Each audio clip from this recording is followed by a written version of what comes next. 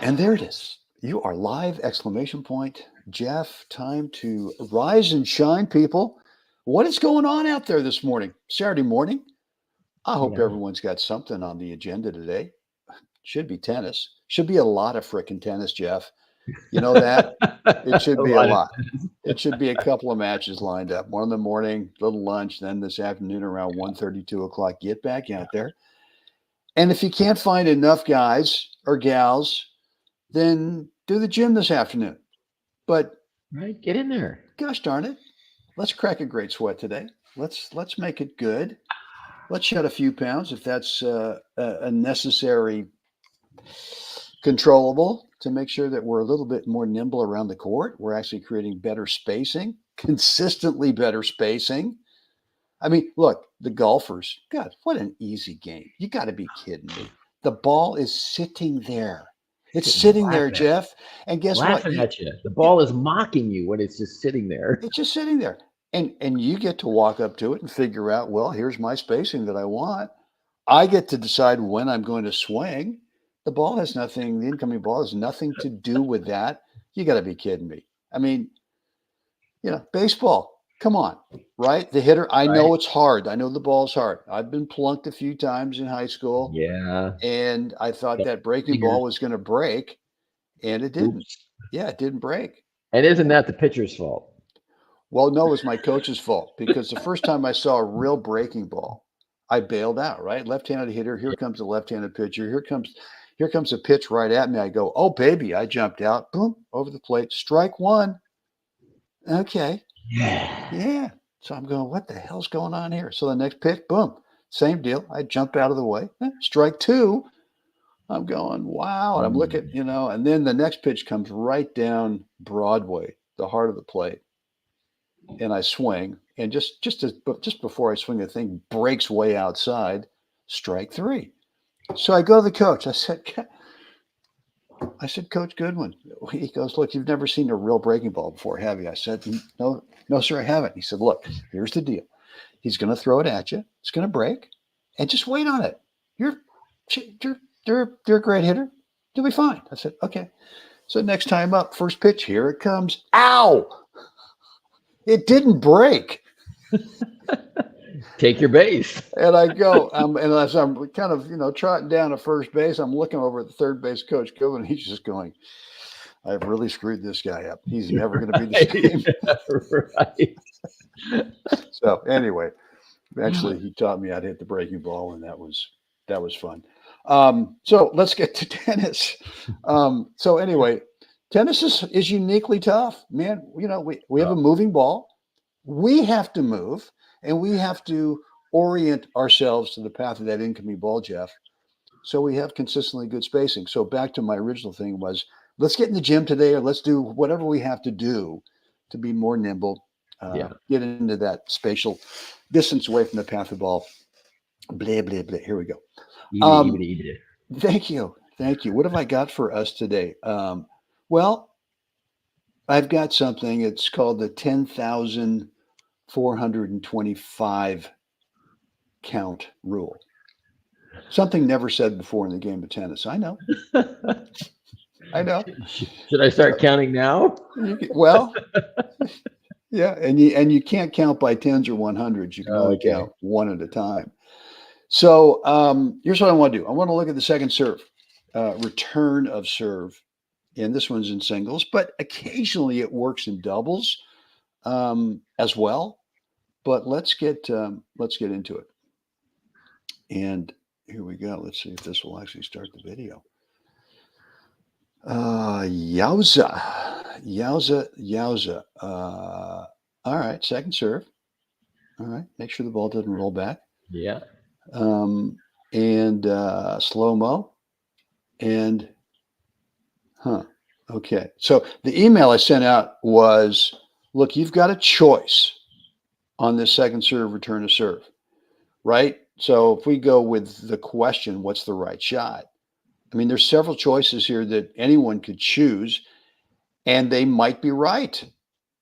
Right? I mean, you could Right. go with the dropper Yep. right in front of you. You could go with the dropper slightly cross court. You could this is actually, you obviously underspin this thing 3 different directions at the guy, to the right, to the left. You could actually top it from this.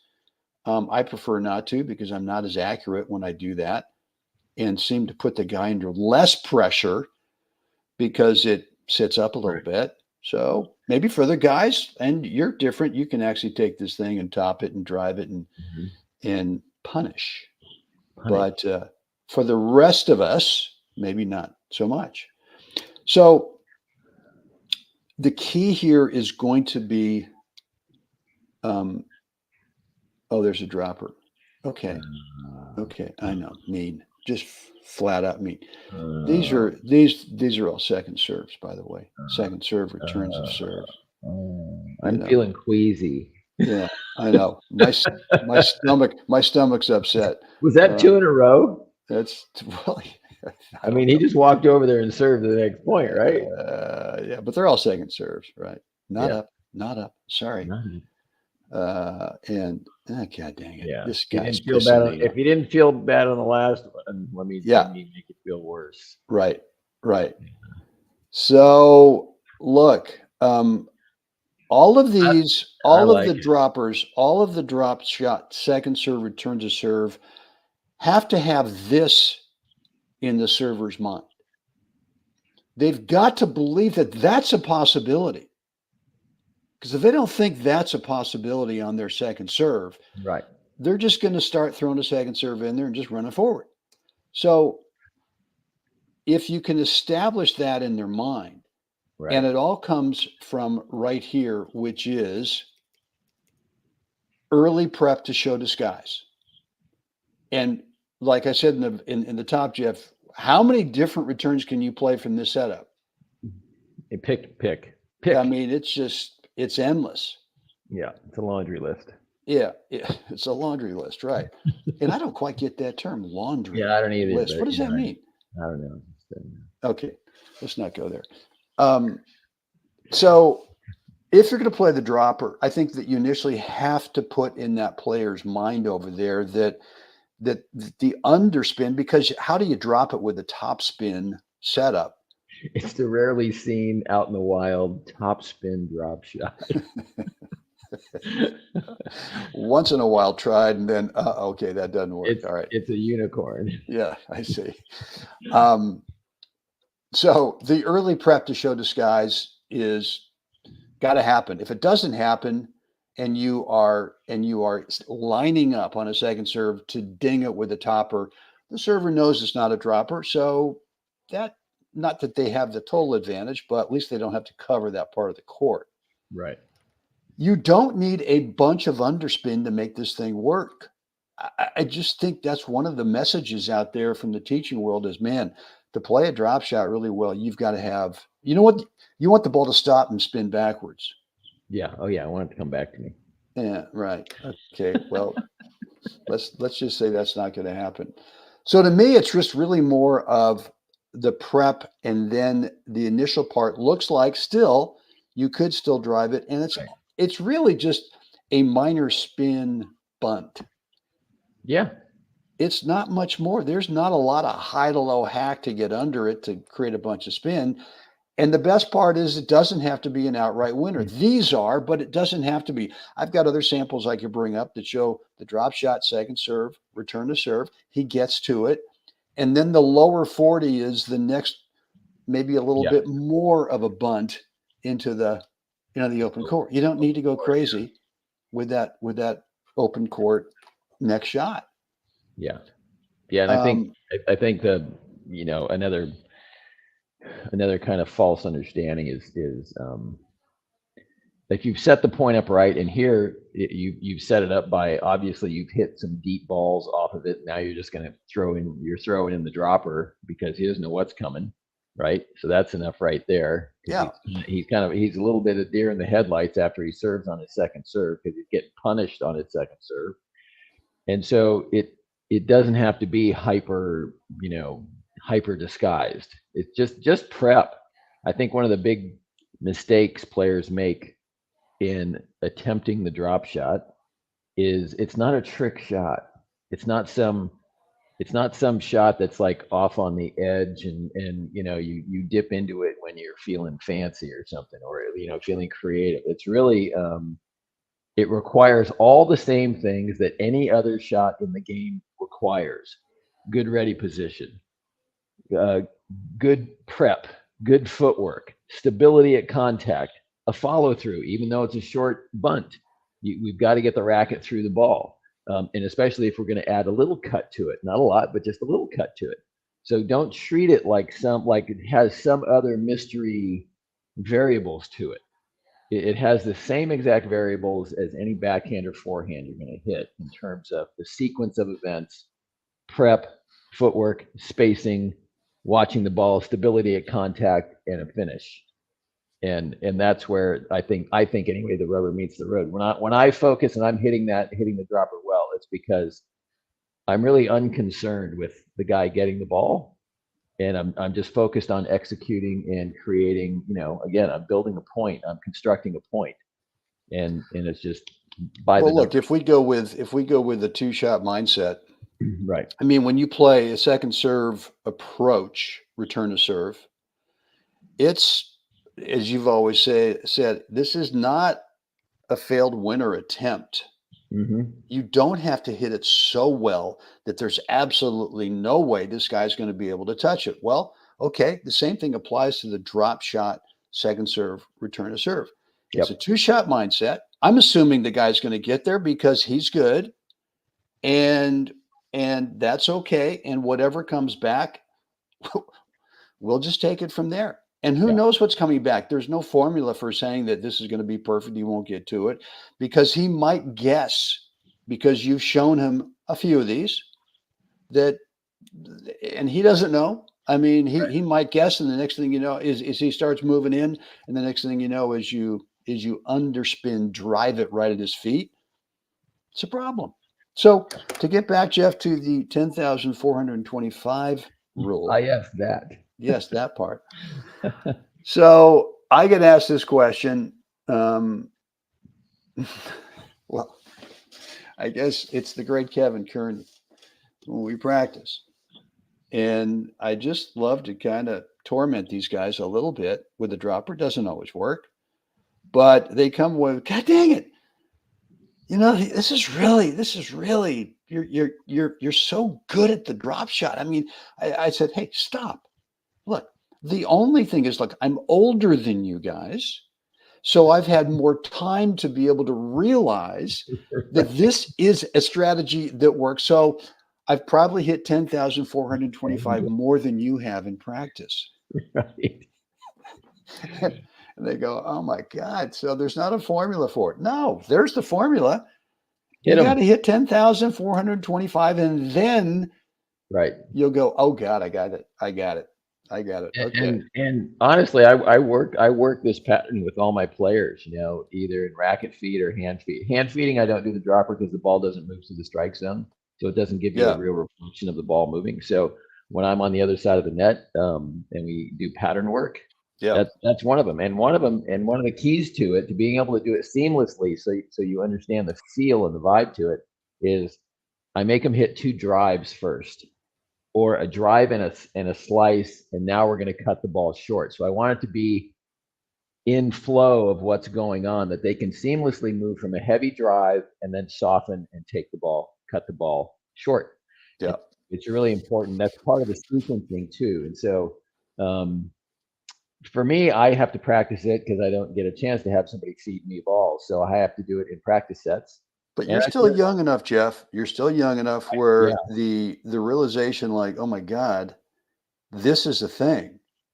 Yeah. So you need a couple more age groups. That's all. Yeah, that's all. Then they all say, well, Brent, God, how do you? I say, look, what are you in? I'm in the 65s. All right, you need another age group or two. That's fine. So let's get to work now. Yeah. But what I try to do is find a sequence that actually gives me that possibility. So if I'm playing doubles and I notice that the server doesn't come in on their second serve, right, I may try it off the second serve if I feel like I can get ahead of it enough, or I'm going to bang the return, take a full cut. I know I'm not going to follow that in because the ball's getting over there too fast.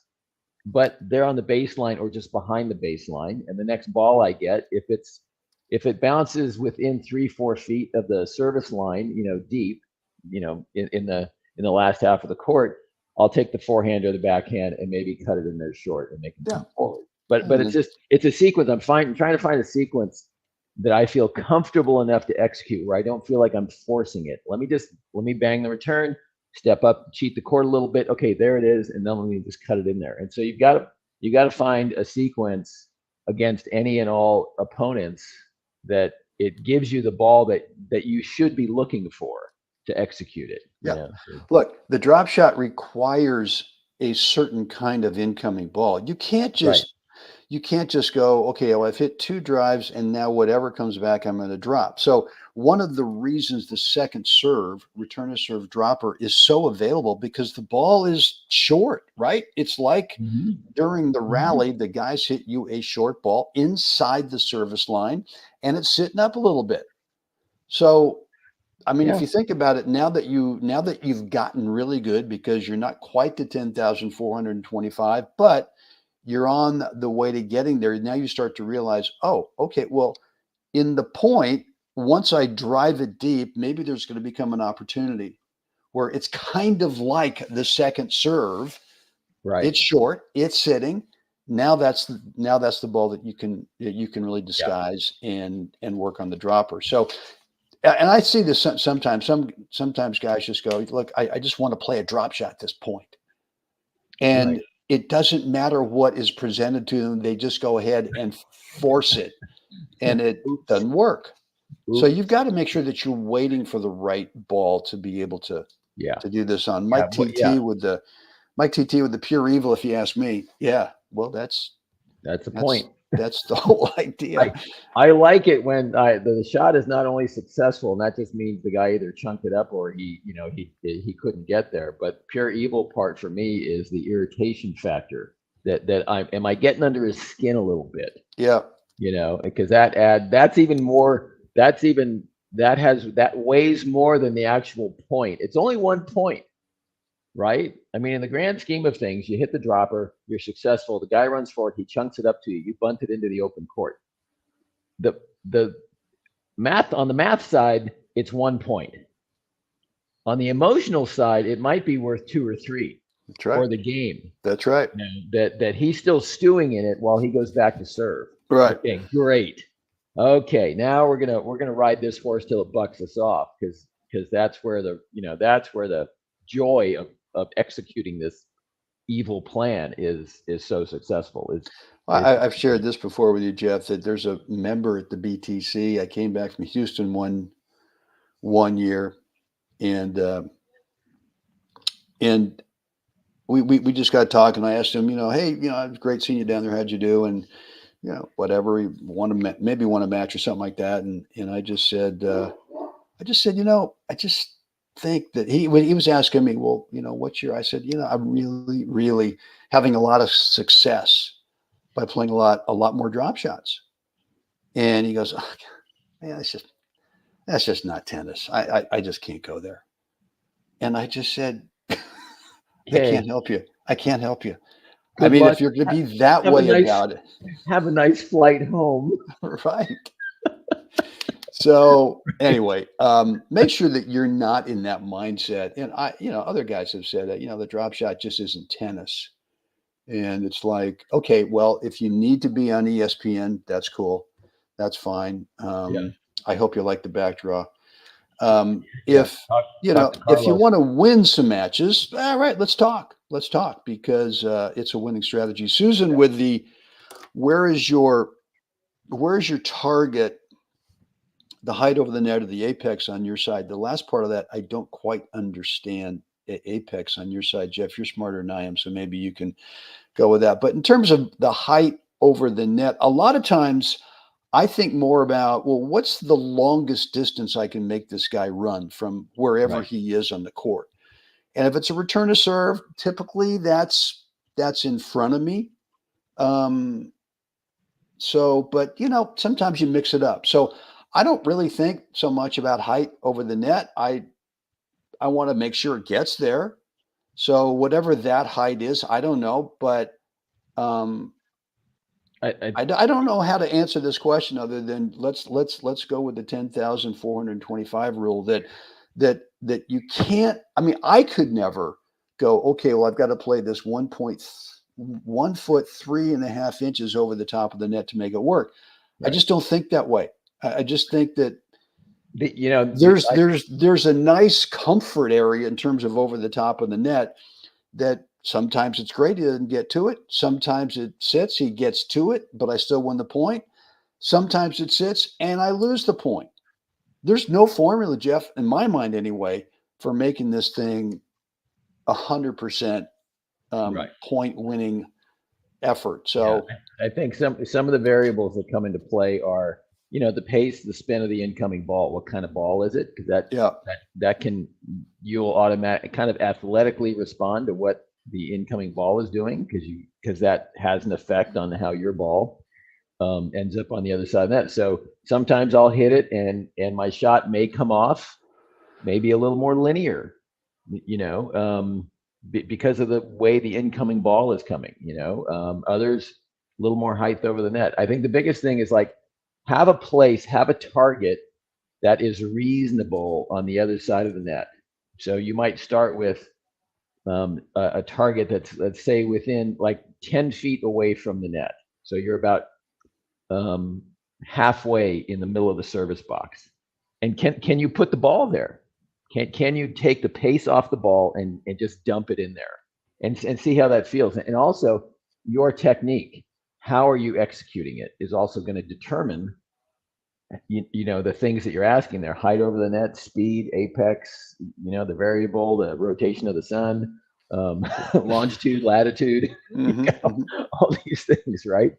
Yeah, So yeah, I think, you know, the way I'm going to execute the drop shot is going to be a little different than Brent's, because our strokes are a little bit different, right? So the way I approach that and come into it, I tend to hit my dropper is definitely a little bit more linear than Brent's. But that's something I've been working on too. Is like I know I need to get under the ball a little bit more and create a little more shape to it.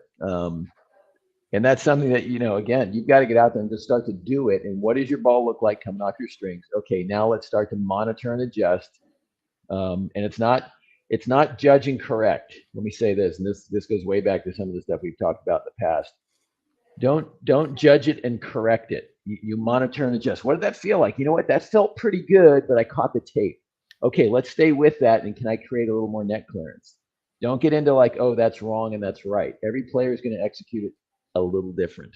yeah, yeah. I think the other thing too is that in terms of height over the net, it's different in my mind because if we're in the point and I've got the guy, and let's say I've played a high roller with a forehand deep, and he's backed up and he's played a little bit short to me, I jump on it early because I want to take time away, and I realize that if Mhm. the guy's backed up and he's now maybe 4 feet, 5 feet behind the baseline, I realize now that I don't have to hit this thing with any great accuracy at all Right. because I've got that I've got the geometric distance that this guy's going to have to run to cover it.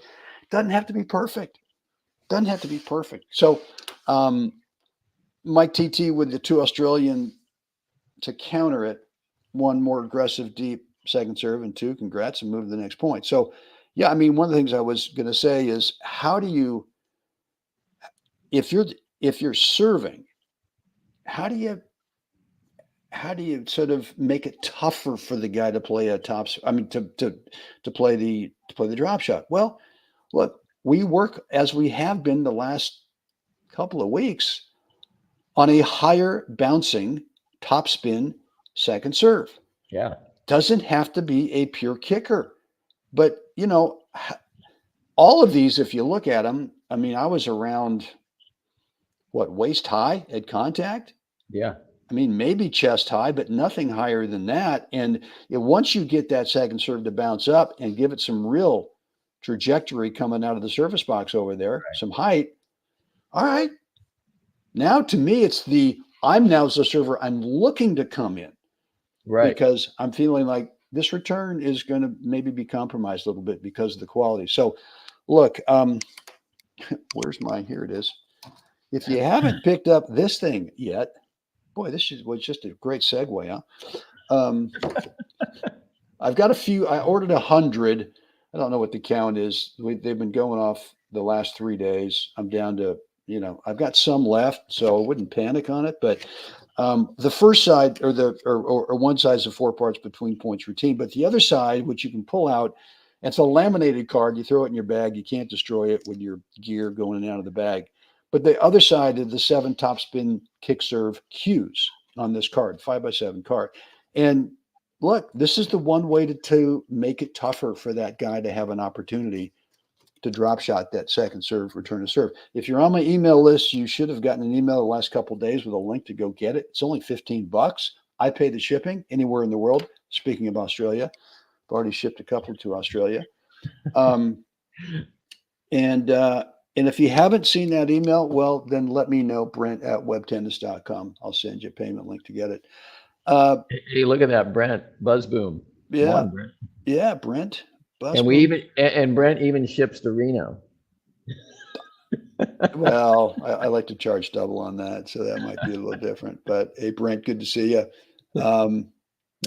So how does autocorrect get Australian from ways? That one I don't get. Yeah. Quite Well, he meant to say 2 ways to counter it, not 2 Australian to counter it. 2 ways to counter it. More aggressive deep second serve. Yes. Got it. The next point. Yeah. So, yeah. Who knows? Oh, autocorrect. I see. Yeah. All right. Thank you for the interpretation, Jeff. Just ask me anything here. Yeah, no, you're good. You're really good at this stuff. All right, guys, that's it for me. I got some great doubles lined up at noon today on the grass. Nice. Got the Ricky Meyer. Ah, yeah. I don't know. I might have to play against Rick Meyer today just to see what the real deal is in terms of a big, high bouncing topspin second serve. Wow. Okay, Suzanne, let's go with one more question here, Jeff. This may be off topic, but what do you think about when serve consistency starts dropping? Well, I would go with the screen that says the 10,425 rule. Get the bag of balls out there. Maybe not every day. We don't want to wear out the shoulder or do some damage on the elbow or any other part of the serving arm, the body, lower back, whatever. But I just think, look, you've got Jeff and I, or any high quality coach can only be, I think, at the most 20-25% of your learning curve. You have to be the other 75%. So we can guide you, we can show you, we can demonstrate, we can give you some real fundamentals and do our best to articulate those. But in the end, you've got to get out there and you've got to make this thing your own because that's the only way to do it. You've got to make it uniquely yours. One thing I don't know if I mentioned this yesterday or not, Jeff, yesterday, but James Clear, Atomic Habits, one of the books I just think is spectacular. There's so many takeaways there for tennis in terms of tennis being a game of building really good habits. Mm-hmm. But one of them is you get this epiphany, let's say on your serve, you get this epiphany on how to be more consistent in your serve, and you take it out there and it works for a day or two. And then it doesn't work so well day 3, 4, 5, and on. And he said, the real thing is you get the initial epiphany, which is great, and it's kind of generalized for players. But at some point, you have to keep revisiting that epiphany, and you have got to continue to revise it, to adjust it, because over time you have to make it uniquely yours. And to me, that's kind of the other 75% of the learning curve, is that you got to figure this stuff out on your own at some point. Yeah. You can't keep going to your pro once a week for 1 hour and go, what's the answer today, man? And yeah, toss the ball higher. Oh, it's blah, blah, blah. The standard issue stuff. I mean, over the last 2 years, I've rebuilt 2 serves, and it takes time, but The players themselves, though, are putting in the extra time. That we're on the court, we're going through the progressions, we're doing this stuff, we're getting grips right, we're doing this, and every week we're going through the progressions. That's why I'm there. I'm there to force that to happen. That I'm going to make them. No, this is the way we start. We don't start. Oh, today it's not just a random act of, oh, now I'm consistent. It's, here are progressions that we're going through. We do it every stinking time they're on my court. And then they do the extra work during the week. And I see them next week. And okay, it's time to work on the serve. And we go through the progressions every time. Even once we've got it, I still take them through the progressions to make sure now we're doing maintenance work. And that through that maintenance work, now we're also developing it's always developing a little bit more feel. And then we can start moving into, okay, listen, if we toss the ball a little farther left and you feel the same action, now really accelerate after it, really go after it. And oh, look, now all of a sudden it's a little bit of a kick. And going back to Susan's question there, what do you think about serve consistency starts dropping? So I don't know whether you're asking like in general or in the middle of a match. In a match, this is where having a consistent, confident second serve becomes massively important, to be able to start the point on a first serve, because you always have a better advantage, even if your first serve is a little softer, of getting the first serve in. The numbers play out that you have a much better chance of winning that point than delivering second, an actual second serve. Yeah. Look, and I think all that said, if you're working with Jeff, I know when you're done with your on-court session with him, the last thing he's going to say is he's going to tell you is, what's your practice plan this week? What's your schedule? Okay, well, I got a match here, match there. Okay, that's fine. But what's your practice plan this week, so that you can uniquely make what we just worked on, uniquely make it yours? Yeah. So, all right, guys. And of course, Dan Fisher with again with the tongue in cheek, but still waiting for the 5 tips for the plus 50 mile per hour on the serve. So yeah, once I figure it out, Dan, you're the first guy I'm calling. Okay. Yeah, but that's a different charge invoice amount. Oh yeah. That's a big time deal. Oh, big. And my little kind of bratty thing, and sometimes in a lesson, is when they just ding it perfectly, and they go, oh my god, and I just, god dang it, I'm not charging you enough. All right, guys, look, get out there today. I hope this has been helpful. Hey, Dan, thanks for the kind words about the presentation today. That's great. Glad that you got something out of it. And as always, look, I love to read, even if you don't have a question, but if there was one thing that really kind of jumped off the screen at you today that you really liked, either something I said or Jeff said or something you saw in the video, let me know in the comments area what that thing was, because that helps me better understand what you guys are working on, better understand the challenges you have, and how to best help you. If you want to keep the conversation private, that's absolutely cool as well. We can do that by a couple of things. Number one, get rid of that right there. You can shoot me an email, Brent@WebTennis.com. Jeff is over at Jeff@Jacklets365.com. Keep the conversation private if that's your preference. All right, Jeffrey, thanks again for your outstanding tennis knowledge. Whew. It's a brain that sometimes we want to get in, but sometimes just floats around. I mean, we want to get inside that noggin. No, you don't want to get in there. You don't want to. Guys, it's time. We got to get out there. We got to help someone else have a great day, guys. See you again next time.